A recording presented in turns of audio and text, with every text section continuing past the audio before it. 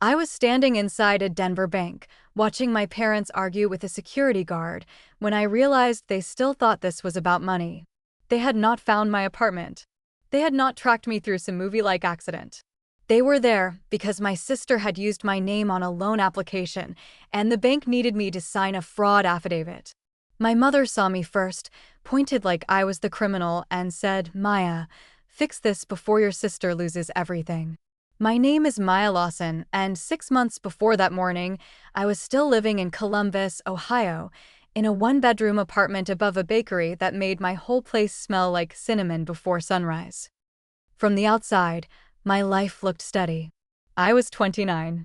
I worked as a compliance analyst for a financial technology company. I paid my bills on time. I had a small emergency fund. I called my parents every Sunday. I remembered birthdays. I sent gifts to my niece and nephew. I was the daughter nobody worried about. And in my family, that was exactly the problem. My parents, Robert and Elaine Lawson, had always treated stability like proof that I needed less love. My younger sister Rachel was different. Rachel was 30, married to Daniel, and had 2 children, Noah and Grace. She was loud when she was upset. She cried when things did not go her way. She called my mother 5 times a day. She treated every inconvenience like a family emergency. So the family adjusted around her. If Rachel was late, dinner waited. If Rachel forgot a bill, my parents helped. If Rachel snapped at someone, everyone said she was stressed. If I was tired, I was told I was lucky to have a good job. That year, my company went through a brutal audit. I spent weeks reviewing contracts, fixing reporting errors, and cleaning up a mess I had not created. I worked nights. I skipped lunches. I answered emails from bed with one eye open. By the end of it, my manager told me the company had avoided a serious regulatory penalty because of my work. A few days later, the CEO mentioned me in an internal newsletter. Then the company posted a short congratulations message on LinkedIn. It did not say the exact amount, but it said I had received a performance award and a retention bonus. I did not show it to my family. I did not print it out. I did not call my mother and brag. I did not walk into Sunday dinner waving a check around. My father saw the post because he followed my company online. He sent it to the family group chat with one sentence. "Looks like Maya is doing very well." At first, I thought he was proud. That was my mistake. The next Sunday, I went to my parents' house for dinner. My mother made pot roast. Rachel brought the kids and let them run through the living room while Daniel sat at the table looking like he had not slept in days. I noticed he barely touched his food. I noticed Rachel kept checking her phone. I noticed my mother watching me like she was waiting for the right moment. I should have left before dessert. Instead, my father cleared his throat and said, "So, Maya, we heard about your bonus." I smiled carefully and said, "It was a work award." Rachel leaned forward. "How much?" I said, "Enough to help me catch up on savings." Rachel laughed, but it was not a happy laugh. "Savings? Must be nice." Daniel looked down at his plate. My mother said, "Your sister and Daniel have been having a hard time." I already knew where this was going. I could feel it in the way everyone got quiet. Even the kids stopped running for a second, like the room had changed temperature. Rachel folded her arms and said, "Our mortgage payment is behind. Daycare went up. Noah needs dental work. Grace needs new shoes. We're drowning and you're sitting there talking about savings." I asked, "What are you asking me for?" She did not blink. "The bonus." I stared at her. "The whole thing." "Most of it," she said. "You're single. You don't have kids. You don't have real expenses like we do." That sentence landed harder than I expected. I had rent, insurance, student loans, groceries, a car that made a clicking sound every time I turned left. I had a body that was tired from working too much and a mind that had spent years trying to be low maintenance so nobody would call me difficult. But in that room, none of that counted. Because I did not have children, my needs were optional. I said, "No, Rachel." My father's face hardened. "Don't be selfish." My mother sighed like I had disappointed her in public. "Family helps family." I looked at her and said, "Then where was the family when I was working until 2 in the morning for that money?" No one answered. Rachel's eyes filled with tears, but her voice got sharp. So you're really going to let my kids suffer? That was the hook. The trap. Put the children in the middle, then make me look cruel for refusing to pay. I loved Noah and Grace. I had babysat them. I had bought school supplies. I had sent money before when Rachel said she was short. But loving children does not mean becoming responsible for every adult decision around them. I said, they are not suffering because of me. Rachel stood up so fast her chair scraped the floor. You always thought you were better than me. No, I said. I thought I was allowed to keep what I earned. My father slammed his hand on the table. Enough. You will help your sister. For most of my life, that tone worked on me. It made me shrink. It made me explain. It made me apologize even when I had done nothing wrong. This time, I felt something else. Not courage exactly. More like exhaustion turning into clarity. I pushed back my chair, picked up my purse, and said, I'm going home. My mother followed me to the front door. Her voice softened, which somehow made it worse. Maya, don't make this ugly. Rachel has a family. I turned around. So do I. I'm supposed to be part of this one, remember? She looked away. That was answer enough.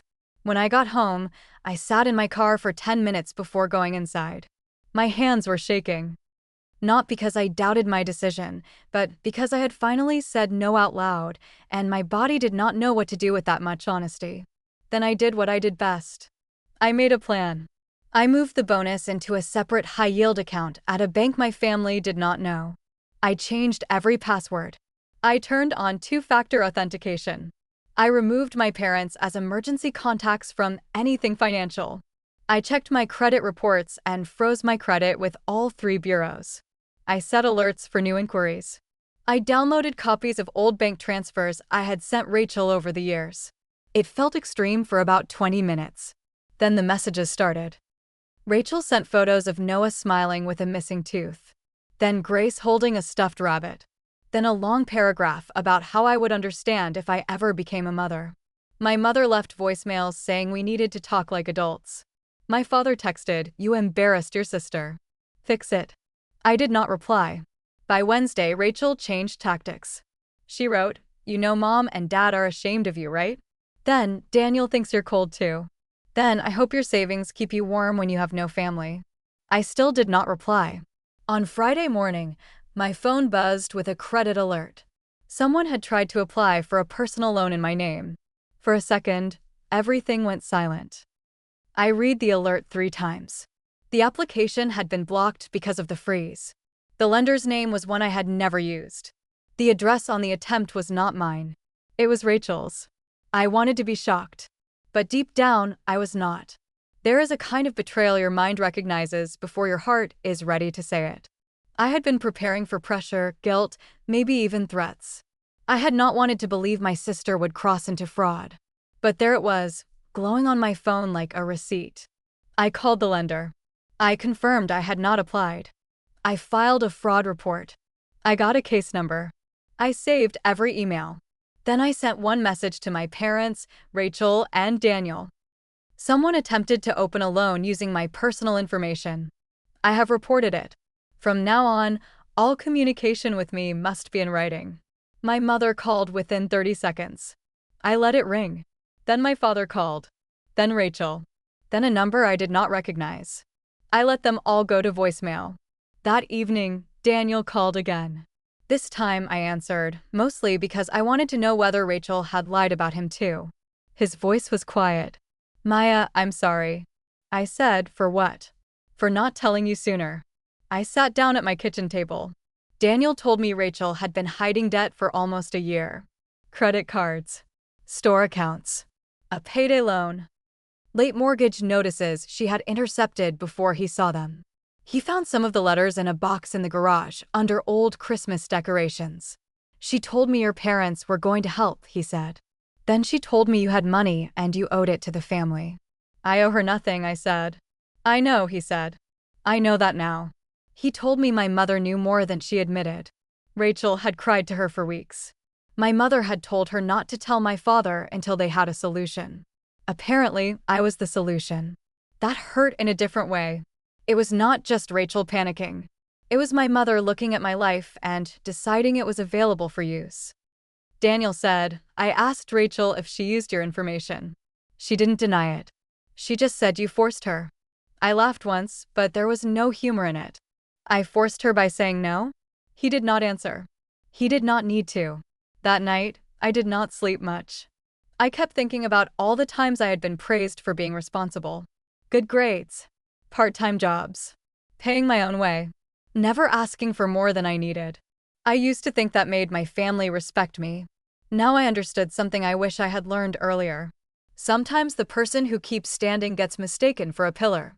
And pillars are not asked if they are tired. They are just leaned on until they crack.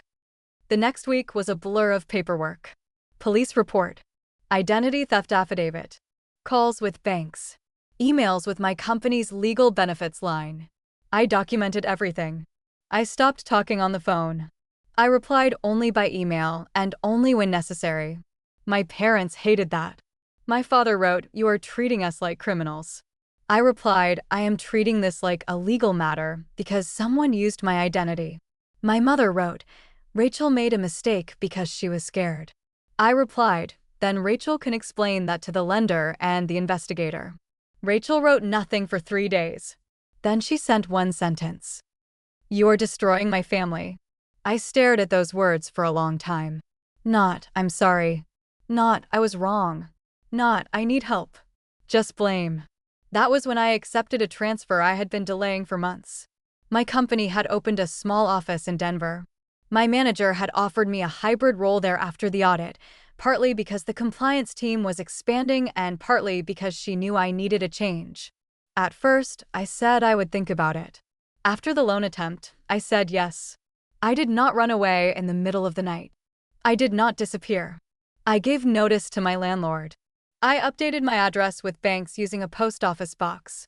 I changed my mailing preferences. I told only my manager and one close friend where my apartment was. I made sure my family had no access to my location, my building, or my schedule. When my mother emailed asking where I had moved, I wrote, "I am safe. That is all you need to know." She replied, "You're punishing us." I almost answered. Then I closed the laptop. Denver was not magic. It did not heal me the moment I arrived. My first apartment there had thin walls and a radiator that hissed all night. I ate cereal for dinner more than once because I was too tired to cook. I cried in the grocery store when I saw a mother helping her adult daughter choose flowers because grief does not always make sense. But Denver gave me space. For the first time in years, no one dropped by unannounced. No one asked me to cover a bill. No one made me defend wanting to keep my own paycheck. I walked to a coffee shop on Saturday mornings. I joined a beginner hiking group. I learned which streets had the best view of the mountains at sunset. And slowly, I began to notice how quiet my life could be when no one was constantly turning their emergency into my assignment. Rachel's life did not magically improve because I left. That is another thing people misunderstand about boundaries. They do not fix the people who hurt you. They only stop those people from using you as a cushion when consequences arrive. Daniel moved out with the kids for a while. He emailed me once to say he had found more debt and was speaking with an attorney. He also said he had told the lender everything he knew. I thanked him for being honest. My parents sent longer and longer emails. My father said I was tearing the family apart. My mother said Rachel was fragile. Then she wrote, "Do you really want your sister to have a record?" I read that line 3 times. I wanted to ask why my future had mattered less than Rachel's record. I wanted to ask why my credit, my name, my work, and my peace were all acceptable sacrifices. I wanted to ask when I had stopped being their daughter and become a bank account with a pulse. Instead, I wrote, "Rachel's choices created this situation.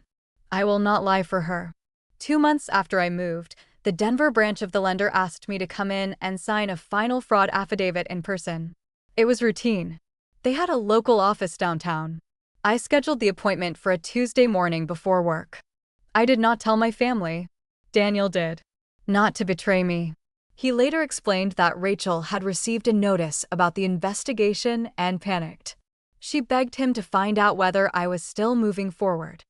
He told her the truth, that the bank had contacted me for an affidavit. He did not know she would drag my parents onto a plane. That is how they found me. Not my home. Not my private life. Just a bank appointment they had no right to attend. When I walked into the lobby, I saw my father first. He was arguing with the security guard, saying he had a family emergency. My mother stood beside him, clutching her purse with both hands. Rachel was not there. My first feeling was fear.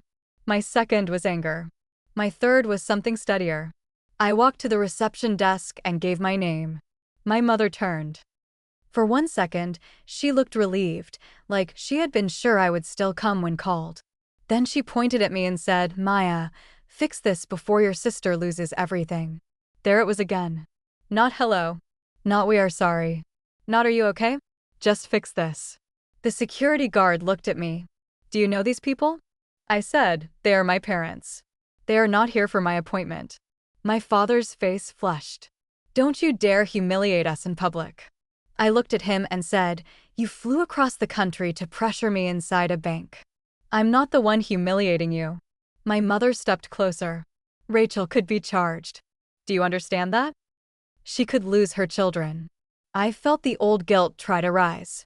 Then I pictured the loan application with my name on it. I pictured my credit frozen because I had known, somehow, that my own family might not stop at guilt. I pictured every night I had worked late while they waited for my money to become useful to them. I said, Rachel will not lose her children because I tell the truth. If anything happens, it will be because she lied. My father pointed a finger at me. Family does not do this. No, I said. Family does not use your social security number because you said no. My mother's eyes filled with tears. She was desperate. So was I said. I was desperate for one of you to care that she tried to ruin my name. That made her quiet. For the first time, I saw something flicker across her face. Not regret exactly. Maybe recognition. Maybe the first uncomfortable moment when her version of the story stopped working. My father was not there yet. He said, you think you're better than us because you have your little job and your little apartment? I shook my head. No. I think I'm allowed to have a life that is not collateral for Rachel's mistakes. The bank manager came out then. She asked if I wanted the appointment moved to a private office away from the lobby. I said yes. My mother reached for my arm. I stepped back before she touched me. That small movement hurt more than I expected. There was a time when I wanted my mother's hand on my arm. There was a time when that would have meant comfort. Now it felt like a hook. She whispered, if you go in there, you may lose your sister forever. I said, if keeping my sister means lying about what she did, then I already lost her. I walked into the office.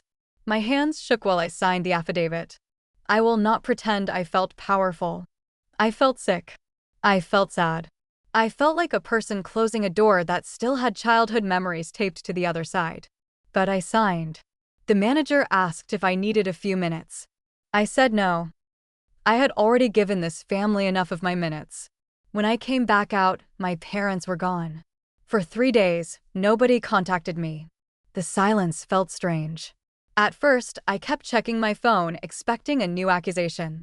Then one evening, I made dinner, ate it slowly, washed the dishes, and realized I had gone 4 full hours without thinking about them. That felt like freedom.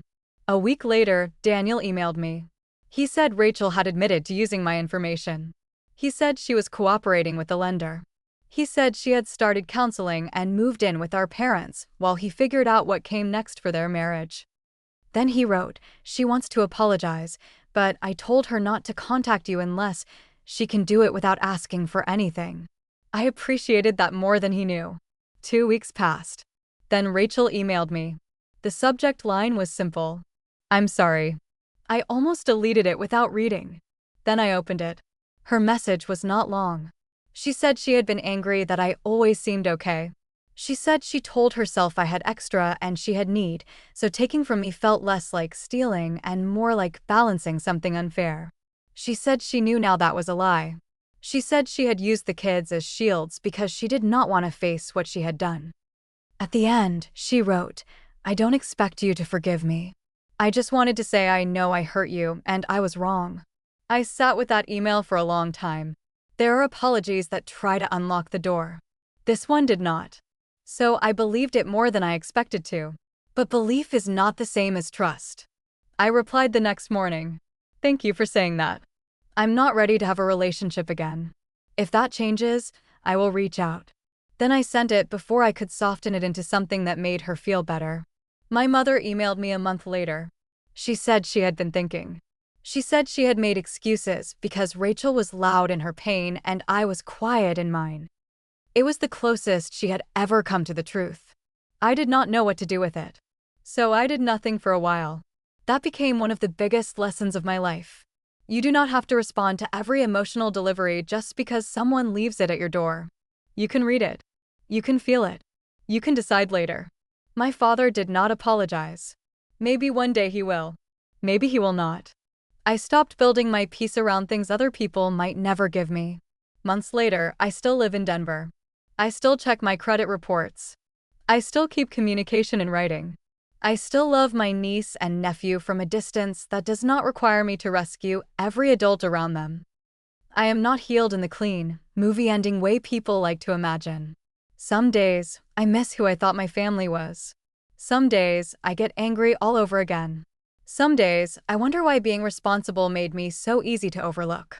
But most days, I wake up in a quiet apartment, make coffee, look at the mountains through my window, and remember that peace is not always loud. Sometimes peace is just a phone that does not ring, a bank account nobody can touch, a door nobody is pounding on, a life where love is no longer measured by how much of yourself you are willing to lose. I used to think saying no would destroy my family. Now I know it only destroyed the version of my family that needed me silent, guilty, and useful. And once that was gone, I could finally hear myself breathe.